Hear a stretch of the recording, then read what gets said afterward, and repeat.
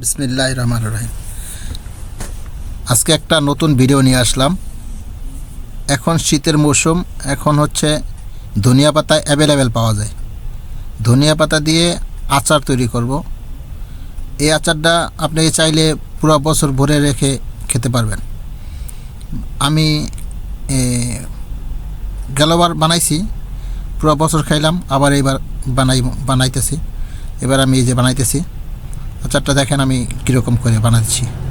যে প্রথমত ধনিয়া পাতাগুলো সুন্দর করে কেটে একদম ছোট ছোট, অনেকে ব্লেন্ডার করতে পারে না, যার ফলে এবার আমি ব্লেন্ডার ছাড়াই বানাইলাম। সবার কাছে আছে ব্লেন্ডার থাকে না, যার জন্য আমি একদম ছোট ছোট ছোট ছোট করে কেটে এই যে পানির ভিতরে পানি দিনে এমনিতেই সিদ্ধ করলাম, পানিগুলো ফালাই দেওয়ার জন্য। পানিগুলো একদম পুরো সিদ্ধ করে পানিগুলো ফালাই দিলাম। পানিগুলো ফালানোর পরে এই যে পুরো লাইরে সেরা দেখতে হবে যে পানি না থাকে, পানি নাই। এই যে এখন আমি এই যে উঠায় ফেলাইলাম, একদম দেখছি পানি নাই, উঠাইয়া এখানে রাখিয়া দেব। দেখেন এখানে কিন্তু কোনো পানি নেই, একদম শুকিয়ে গেছে, পানি নেই। ব্যাস এখন আমি হচ্ছে ঠিক এই করার ভিতরে যে এখানে গিয়া তেঁতুল করে রাখছি, পানি দিয়ে গোলাইয়া রাখছি তেঁতুল। এই যে অরিজিনাল সরিষা তেল দিলাম। এখানে দিতে হবে রসুনগুলো বাটা না, আস্ত রসুন। এই যে আমি এখানে 2টা রসুন নিছি, 2টা রসুন দিয়ে দিলাম। 2টা রসুন পরিষ্কার করে ব্যাস, এই 2টা রসুনটা একটু ভাজি করে নিতে হবে সুন্দর করে। এই যে ভাজি, এখানে লিখা গরম মশলা, এখানে লং, দারচিনি, এলাচ, গোলমরিচ এগুলো সব দিয়ে দিলাম। এখানে জিরা আস্ত জিরা দিয়ে দিলাম কিছু, এই যে দারচিনি। ব্যাস এবারে এখানে আমি সাথে আবার অ্যাড করবো গিয়া হচ্ছে কালো জিরা আর হচ্ছে গিয়া মেথি। এদের এক্সট্রা আপনি চাইলে দিতেও পারেন, নাও দিতে পারেন, দিলে ভাল লাগে দিয়ে দিলাম। আমার কাছে ভাল লাগে তাই আমি দিলাম, আমার কাছে আছে অ্যাভেলেবেল, আমি দিয়ে দিব। এই যে এখানে আস্ত জিরা সব একখানো দিয়ে দিলাম। এরপরে হচ্ছে গিয়া একটু ভাজি হইলে এবারে দিতে হবে গিয়া শুকনো মরিচ, ঝাল হওয়ার জন্য, টক ঝাল এটা যেন হয় এর জন্য আর কি। এই যে এটা মোটামুটি ভাজি হয়েছে, এখন দিয়ে দিতে হবে গিয়া শুকনো মরিচ। এই যে শুকনো মরিচ দিয়ে দিলাম কিছু।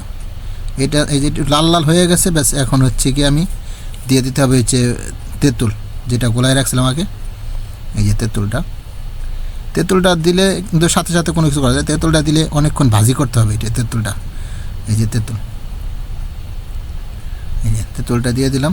এই তেঁতুলটা ভাজতে হবে এরকম করে, ভাজি করতে করতে একটা টাইমে দেখা যাবে যে এটা শক্ত হয়ে গেছে। তেঁতুলের সাথে আর ইয়ের সাথে তেলের সাথে কোনো এক নাই, আলাদা হয়ে গেছে। এরকম একটা ভাজি এটা করতে হবে। দেখবেন যে ভাজি করতে করতে এরকম হয়ে যাবে। 2-4-10 মিনিট ভাজি করবেন, এর ভিতরে দিলে দেখবেন যে হয়ে গেছে। এই দেখেন এখন কিন্তু হয়ে গেছে, দেখছেন হয়ে গেছে এটা। ব্যাস এরকম করা সুন্দর ভাজি হয়ে গেছে। এরপরে এটা হইয়া গেছে মোটামুটি শেষ, এটা শেষ।